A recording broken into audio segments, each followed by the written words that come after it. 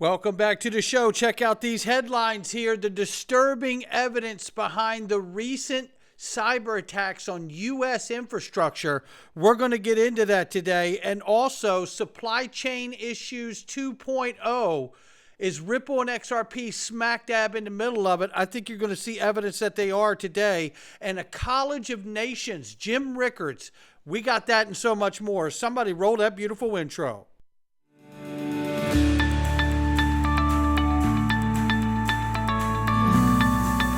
Digital Perspectives with Brad Kimes. Come on in.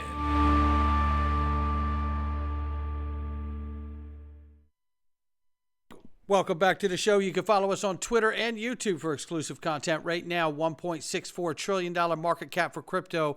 The market is up 0.2%, but meanwhile, 41,200 plus for Bitcoin at the moment, 2,100, almost 2,200 bucks for Ethereum, $90.3 billion market cap for Tether. XRP is at the number 5 spot, 61 cents, off by 0.4 in the 24-hour and up by 0.4 on the 7-day. Range of price very quickly between 60 cents on the bottom, 62 cents on the top. It's a tight trading range right now. We're sitting at 61.72 on the price at the moment. We'll keep an eye on it.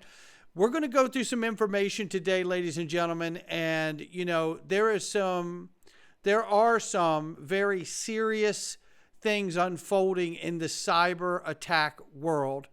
I encourage all of you to consider, if you have not done it, using the email from Miles Franklin underneath of this video, and in the subject box put dig gold. And I want you to contact him and talk to them about your options for precious metals, because I think we're going through a transitionary period right now in the monetary system, the supply chain system, and everything else, that you are going to be very glad that you got yourself some physical metals, precious metals like gold and silver. So dig gold. Use the email underneath the video. You'll see it, and contact Miles Franklin. Let's start right here with a quick update from We'd Say When and XRP Ledger Labs team. The Zaman, formerly known as ZUM 2.6, is nearing completion. And who can guess the next major feature of the next 2.7? I believe it is all the features available from the XRP Ledger. We'll see what happens. But here we see, let's move into the news now, because we have some stuff to go over today, and I want to try to keep it as tight as possible. Jim Rickards is going to share a perspective that I believe ties in directly to news that we're going to discuss today. We start here with Tether, and we know that there's a lot of shade over Tether, and we have yet to find out exactly how the U.S. government feels about Tether. Is it something that would be completely unwound? And if so, what would happen to all the bonds that are held to back Tether? And if not, would it be tucked under prudential regulation? But here we see Tether is trying to do the dance to appease regulators, it looks like. The world's largest stablecoin issuer of USDT, with the market cap exceeding $90 billion, started to freeze 161 crypto wallets tied to individuals and entities sanctioned by the U.S. Treasury Office of OFAC, which is the Foreign Asset Control. It is the foreign side of FSOC. FSOC is the Financial Stability Oversight Council. OFAC is the foreign side of that, basically. So, again, seeing Tether trying to appease the regulator, is it enough? We don't know. This is Stuart Alderati, who points to many things inside of this clip here, but one of the things I want to focus on is the MiCA regulation and regulation around the rest of the world. I'm not going to play this whole clip. Let me see if I can get this time right here. 1 second. But 3 or 4 years ago, when I traveled the world and I talked to other regulators, and if you've had similar experiences, what I was sort of told either expressly or implicitly through body language is, we're waiting to see where the U.S. is going to go with this. Now, when I have these conversations in 2023, the impatience has crossed the line. The U.S. has fallen behind, and countries like Singapore, Dubai, London, the EU through MiCA or MiCA, everywhere else, they understand that the technology is here, it's not going away, and we can't prohibit it, so we have to sort of rationally regulate it. So, And listen, all of this is fantastic, by the way. Shout out to Stuart. But I wanted to highlight today about how the rest of the world has already embraced this technology. It's going to become very important here in just a second. Speaking of embracing the technology here, pilot project on introduction of digital ruble will continue until the end of 2024. Bank of Russia also noted that in August of this year, the regulator's board of directors approved tariffs for transactions with the digital ruble as well. Everything plays out by 2025, says Bond Crip here. And I think that is pretty damn close to being right, if not spot on. Then I bring this article in. And shout out to Big Skinny for this and the Jim Rickards reference here. Apple has been making the iPhone in China since its inception, I believe. But guess what's just happened recently? And stay with me through all of this. I promise you, we're going to land the plane. We're going to take geopolitical events, the supply chain, what is happening, the technology at hand, and I believe we're going to tie it all together for you right now. So essentially what we're seeing here is that the world's most valuable company, Apple, at one point in time, had their main supplier making 500,000 of its cell phones per day at one mega factory in China. Well, after the pandemic, the lockdowns, the protest of harsh working conditions caused major disruptions at the factory. It cost Apple an estimated $1 billion per week. Since then, Apple has reportedly told its manufacturing partners that it wants to do more business outside of China. Apple's main supplier, the Taiwan-based Foxconn, has been moving more of its production out of China into India. Well, this is interesting on a couple fronts. One, we know that because of the current situations going on around the world, the monetary war and everything else that's happening, the currency wars, the supply chain issues, we have to bring manufacturing back home, or at least to other areas of the world where we're not held at bay like we are with China, who absolutely does not like us as America or as Americans. You don't believe me? Go into the Freedom Zone. You'll find out. I covered in there the speech of a former general in China saying exactly what the plan is to do to all of us here. Not the good people of China, the former general of that red flag of China. You know what I'm talking about. So we see Apple making moves here. I think it goes beyond the actual pandemic that we experienced. And I think this goes to a huge shift of moving the supply chain outside of China's borders so we can take away that power and that economic flow that China gets to experience from all of us. Now, the other part to this, too, is it's India. Well, India is in BRICS coalition. No honor among thieves, it looks like.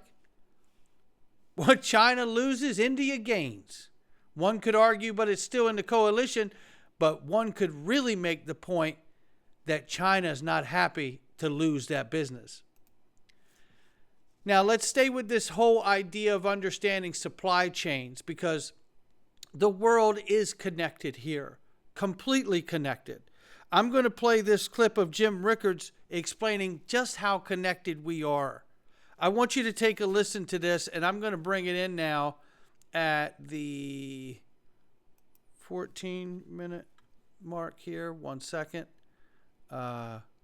This is where we are right here.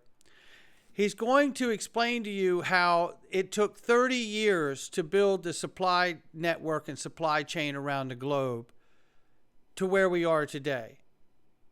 And in 3 years, it's been really blown up. Now, what's interesting about all of this is that as we think about this supply chain and all of this connected, understand these things while we're watching this. SBI, Ripple partner SBI, is joining forces with the second largest global company, Saudi Aramco, to begin promoting digital assets and startups. But that isn't the only thing. $2 trillion Saudi Aramco mulls partnership with Japan's crypto group SBI. They envision joint development of projects such as construction of semiconductor factories on territories of both Japan and Saudi Arabia, as well as co-investors in each other's digital asset portfolios. So the bigger part of this is about semiconductor factories. Don't forget that now. And this is Saudi Aramco connecting with them. Now stay with me here.